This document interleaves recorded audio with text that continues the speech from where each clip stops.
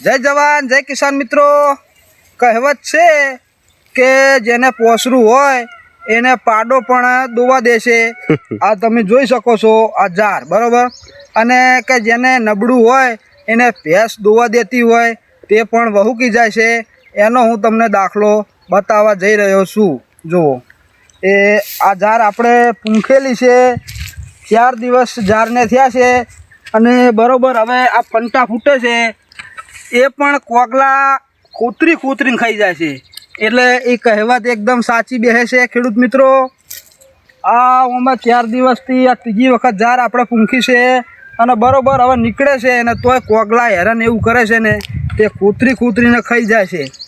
એટલે એ કહેવત એકદમ સાચી છે. જુઓ પછી કોગલા આવે, મોર આવે, પછી મારા ખેતરમાં ખલકુડીઓ આવે, ભૂંડ પણ આવે છે અને રોજડા પણ આવે છે. અને અમુક તો મોણા છે પણ મારા ખેતરમાં ખૂતરીને જુએ છે કે ઓને ઝાર ઉજી છે કે નહીં ઉજી. તો આવું છે આપણે. તો આપણે આટલું જ કહેવા માગીએ હા ખેડૂત મિત્રો. આ કહેવત સાચી હોય તો તમે કોમેન્ટમાં જરૂર જણાવજો અને આ જાણકારી કેવી લાગી એ પણ તમે જણાવજો.